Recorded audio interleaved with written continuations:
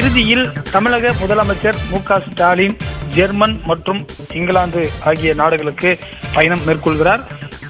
5வது ஆண்டில் 5வது முறையாக முதலமைச்சர் வெளிநாடு செல்கிறார். குறிப்பாக வெளிநாடு முதலீடுகளை ஈர்ப்பதற்காக இவர் செல்கிறார்.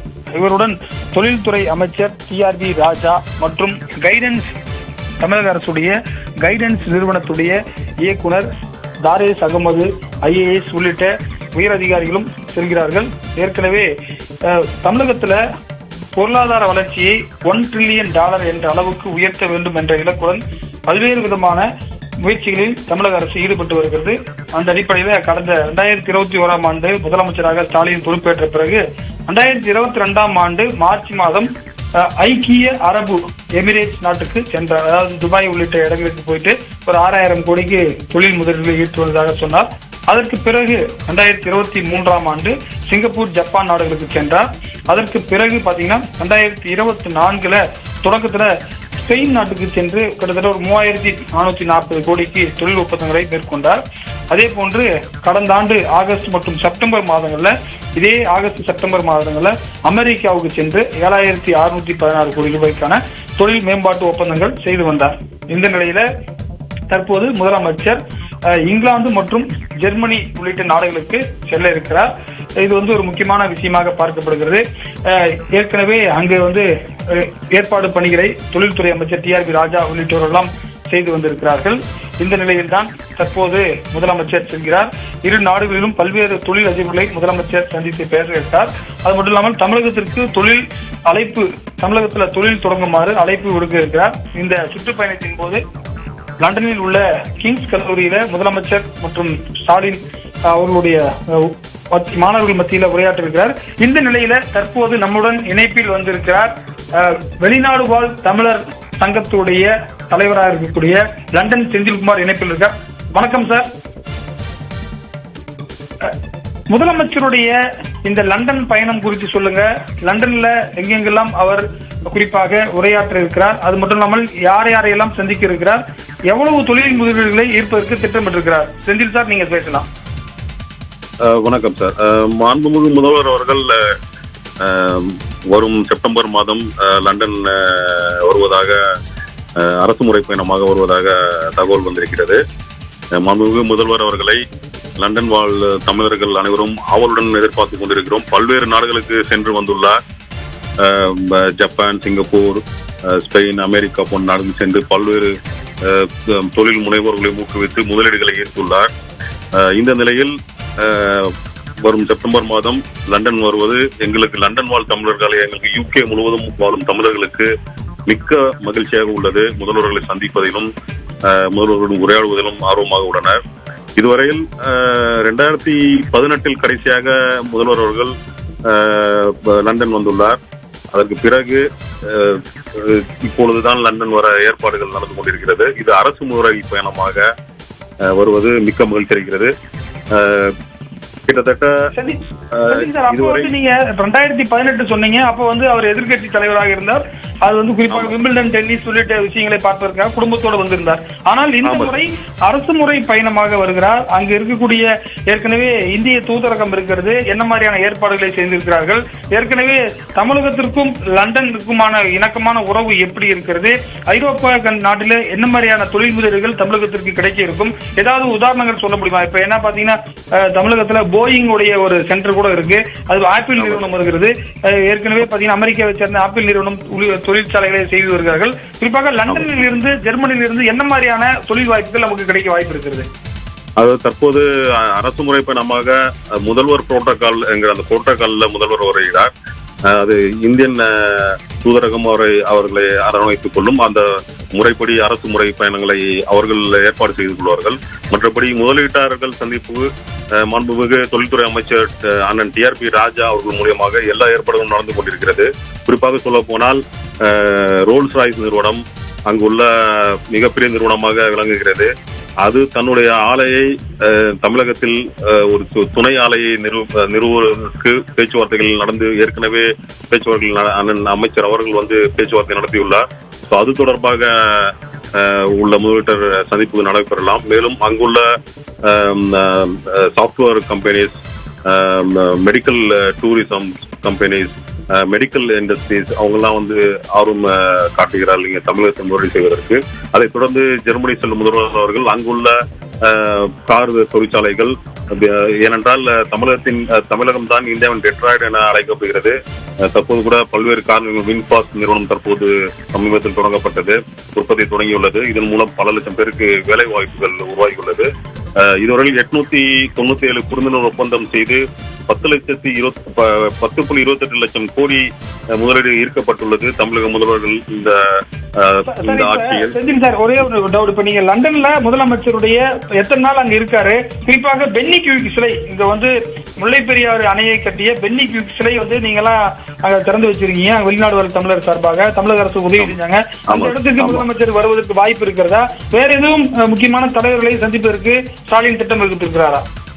அவர் கண்டிப்பாக எல்லா தற்போதுள்ள பிரதமரை சந்திக்க வாய்ப்புள்ளது. எதிர்கட்சி தலைவராக உள்ள அவர்களையும் சந்திக்க வாய்ப்புள்ளது. குறிப்பாக சொல்ல போனால் பென்னி கியூக் சிலை முதல்வர் அவர்களால் தொடங்கப்பட்டது. அந்த காலகட்டத்தில் ராணி அம்மையார் அவர்கள் இறந்த தருணத்தில் அந்த ஒரு சூழ்நிலையை காரணமாக மிகவும் ஒரு சோகமான சூழ்நிலை நிலவிய அந்த நேரத்தில் அந்த சிலை நிறுவப்பட்டு மாண்புமிகு அமைச்சர் ஐ பெரியசாமி ஐயா அவர்கள் மூலமா திறக்கப்பட்டது. குறிப்பாக அந்த இடத்திற்கு முதல்வர்கள் வந்து சென்றால் அனைவருக்கும் பெருமையாக இருக்கும். ஏனால் முல்லை பெரியார் அணை என்பது தென் தமிழகத்தின் ஒரு முக்கியமான அணை. பல்வேறு பல லட்சம் ஏக்கர் பாசனத்தை நிரப்பக்கூடிய ஒரு அணையாக உள்ளது. முதல்வர் வருவார் என நாங்கள் எதிர்பார்க்கிறோம். குறிப்பாக அங்கு வாழும் தமிழர்களை சந்தித்து உரையாடுவது என்பது ஒரு முக்கியமான நிகழ்வாக இருக்கும் நாங்கள் என எதிர்பார்க்கிறோம். ஏன்னால் அயலக தமிழர் நல வாரியத்தின் மூலம் பல சாதனைகளை செய்துள்ளது அயலக தமிழர் நல வாரியம். அந்த துறையில் அமைச்சர் அண்ணன் ஆவடி நாசர் அவர்கள் சிறப்பாக செயல்பட்டு இப்போ அங்கு வசிக்கும் தமிழர்களுக்கு பல்வேறு பணிகளை செய்து கொடுத்திருக்கின்றனர். எந்த ஒரு பிரச்சனையா இருந்தாலும் அதை உடனடியாக நம்ம தொலைபேசியில தொடர்பு கொண்டாலே. நம்ம ஜப்பான்ல போகும்போது சரி, வேறு சில இடங்கள்ல போகும்போது அங்க இருக்கக்கூடிய தமிழர்கள்லாம் சேர்ந்து முதலமைச்சருக்கு ஒரு விருந்தெல்லாம் கூட கொடுத்தாங்க, சில இடங்களை பார்க்க முடிந்தது. அது மாதிரி நிகழ்ச்சிக்கு ஏற்பாடு செய்யப்பட்டிருக்கிறதா? அங்க இருக்கக்கூடிய தமிழர்களுடைய உணவகங்களுக்கு எதுவும் வர வாய்ப்பு இருக்கிறதா?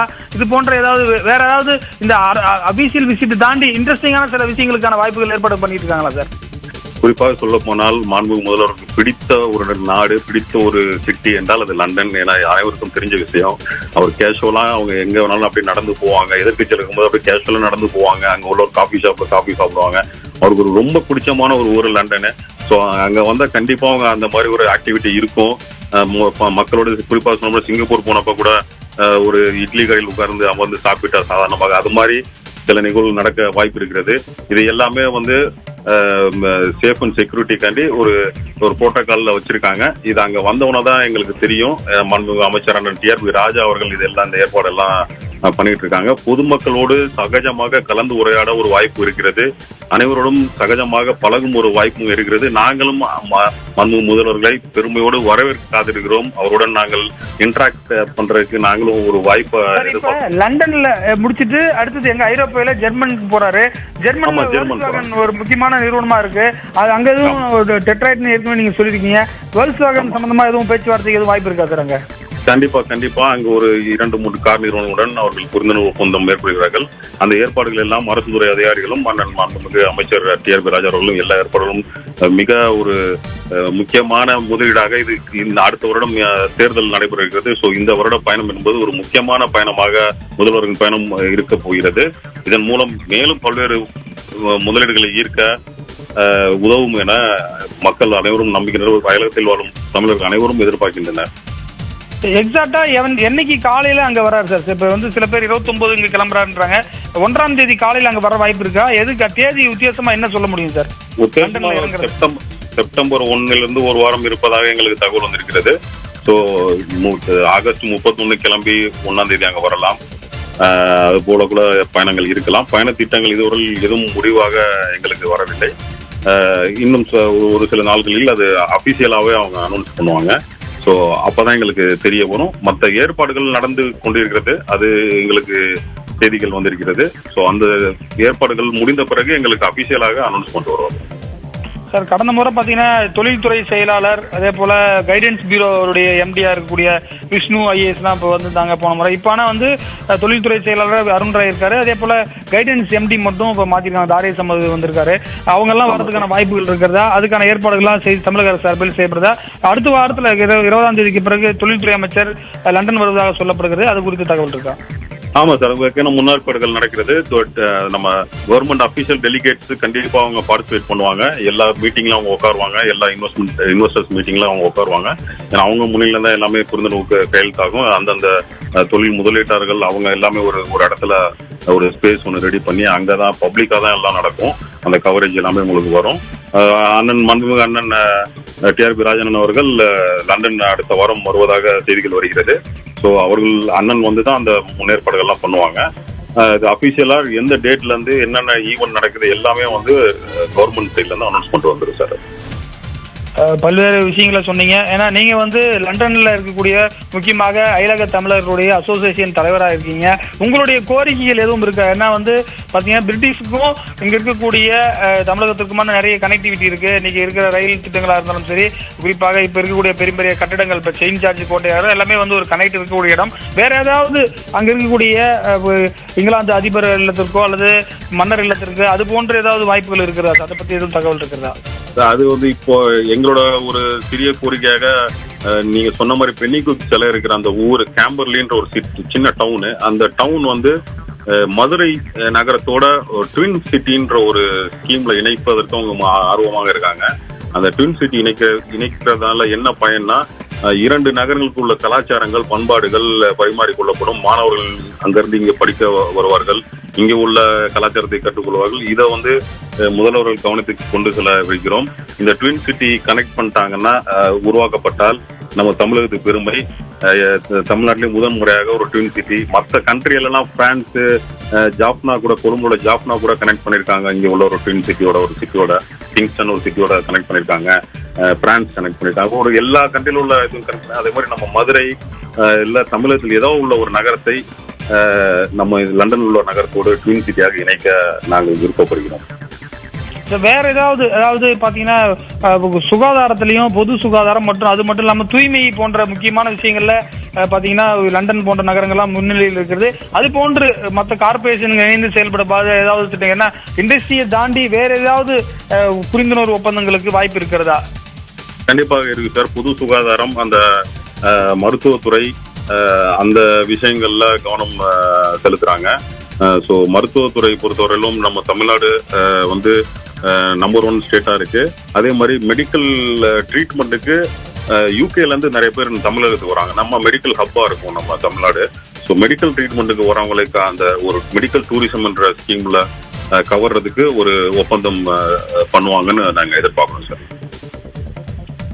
தற்போது முக்கியமான தகவல்களை நீங்க வந்து குறிப்பாக லண்டனில் வசிக்கக்கூடியவராக இருக்கிறீர்கள். வெளிநாடு வாழ் தமிழர் அசோசியேஷனுடைய பிரசிடென்டாகவும் இருக்கீங்க. முதலமைச்சரை வரவேற்கக்கூடிய அந்த டீம்லயும் நீங்க இருக்கீங்க. முக்கியமான தகவல்களை நேரில் வந்து சொன்னதுக்கு ரொம்ப, தொலைபேசி வாயிலாக சொன்னதுக்கு ரொம்ப நன்றி. குறிப்பாக முதலமைச்சர் இந்த 5வது ஆண்டில், குறிப்பாக ஆட்சிக்கு வந்து 5வது ஆண்டில் 5வது முறையாக வெளிநாடுக்கு செல்கிறார் என்பன போன்ற பல்வேறு தகவல் கிடைச்சிருக்கிறது. இந்த முதலீடு எவ்வளவு கிடைக்கிறது என்பதையெல்லாம் முதலமைச்சர் செய்தியாளர் சந்திப்புக்கும் வாய்ப்பு இருக்கும். ஏனென்று சொன்னால் அவர் எப்போதுமே வெளிநாடுக்கு செல்லும் போது ஏர்போர்ட்ல பிரஸ் பார்ப்பாரு, முடிச்சுட்டு வந்தும் பிரஸ் பார்ப்பாரு. அப்ப என்ன மாதிரியான தகவல்களை சொல்கிறார் என்பதை நம்ம விரிவாக பார்க்கலாம்.